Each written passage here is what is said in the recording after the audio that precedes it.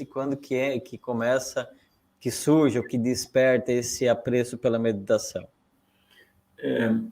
Em algum momento da minha existência, em algum momento na esquina da minha existência, eu percebo que eu me perdi. Eu verdadeiramente sou aquele que era antes de ter o meu nome. Eu sou aquele antes dos meus pais nascerem. Eu sou esse. Eu sou. Mas, em algum momento, eu nasci num contexto cultural, econômico, político e religioso, enfim, e me perdi na esquina da existência. Eu fui agendado e achei que viver era ter. Eu achei que viver era acumular. Eu achei que viver era trocar de utensílios domésticos. Eu achei que viver era colar, esperar chegar na sexta-feira e na segunda-feira esperar a outra sexta. Nada acontecia entre segunda e sexta-feira. Eu achei que viver era colar um ano no outro. Chegava janeiro e esperava dezembro para as férias. Eu achei isso.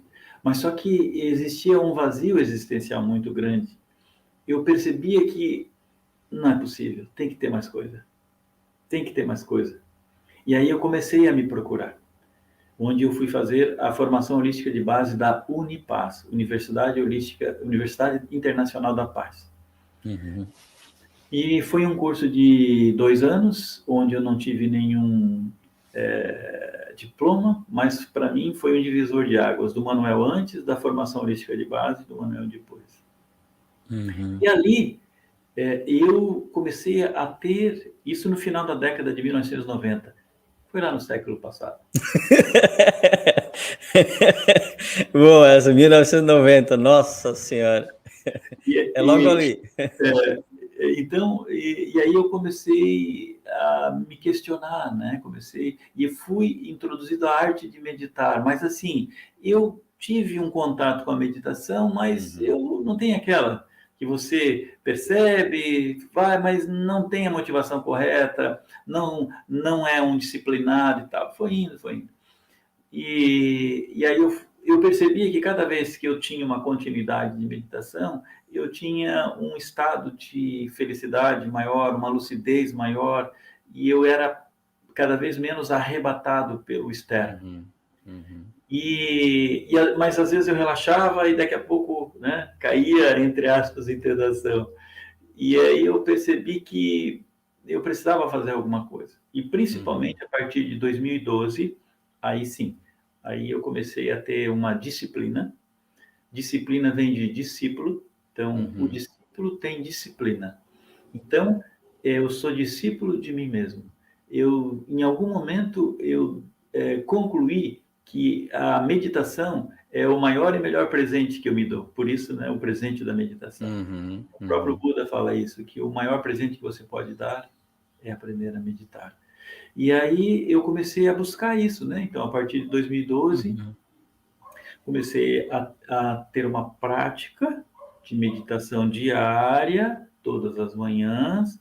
Fui aumentando o tempo, o corpo foi se adaptando, porque o corpo é água, e a água ele se adapta ao invólucro. E então, desde 2012, nós estamos em 2023, e eu posso dizer assim que eu comecei o caminho de volta para casa, comecei o caminho da meditação com a motivação, na minha avaliação correta, a partir de 2001. E quanto tempo? Quando começou o primeiro contato com a meditação, até realmente integrar a meditação como uma disciplina na tua vida? Boa pergunta, né? Porque o próprio, obviamente sem comparar, mas assim, comparando com o mestre dos mestres, né? O próprio Buda, ele, sei lá, ficou praticamente 8 anos né, no mato, com mestres e buscando a meditação. Então, existe um processo, né? Não é assim, eu acordei e tuf. Ser um ser humano melhor dói. Ser um ser humano mais lúcido dá trabalho, né? Só que hoje, às vezes, eu tenho a motivação não muito adaptada, não muito correta. Eu quero tomar logo a pílula vermelha e resolver tudo, né? Então, não é, ou seja, 99% de transpiração, como diz Einstein, e 1% de transpiração. Então, quando eu comecei a perceber de que a vida não era só trocar de utensílios domésticos, quando eu entrei num carro, comprei um carro em 1997, 98, por 56 mil reais à vista, um carro zero, eu entrei no carro, botei a mão no volante, os bancos ainda com plástico, cheiro de novo, eu botei a mão no banco, no volante e disse, qual vai ser o meu próximo carro zero? Nossa. É como se um Manuel saísse de mim, olhasse o Manuel dentro e dissesse, tá, viver é isso? Então, aí eu comecei a me buscar. Mas porque eu não tinha nenhuma referência. Assim, fulano de tal era isso, porque eu era uma pessoa normal, eu era um empresário, né?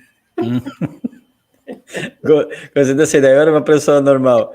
E aqui, olha que você trouxe algo que é bem interessante.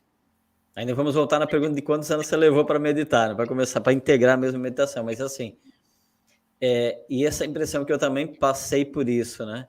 Peraí, agora eu conquistei esse carro, o meu próximo carro. Isso. Parece italiano, diz que italiano tem uma fama de que ele almoça e ele já pergunta o que vai ter na janta, né? Ele janta, ele já pergunta no outro dia o que vai ter no café da manhã, né? A questão é quando transportamos isso para todas as coisas da nossa vida. Né? E aí, qual é o meu próximo carro? Qual é o meu próximo milhão? Qual é o meu próximo isso? Qual é o meu próximo aquilo? Não vive. Né? Não prova do presente, né, Emanuel? Isso, e de próximo em próximo, eu vou levando a vida sempre no próximo. Né?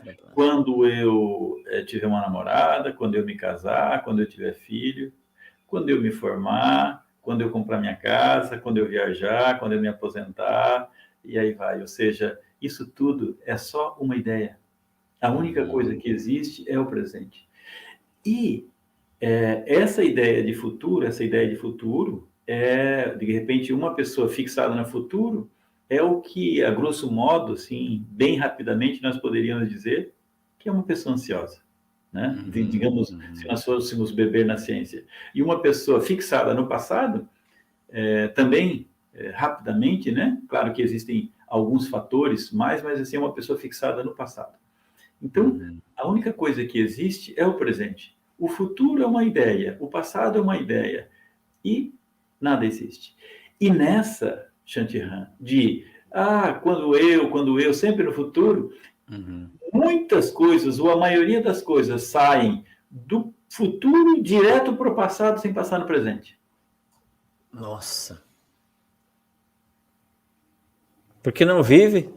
Não experimenta isto? Isso. E aí eu pergunto, isso é viver?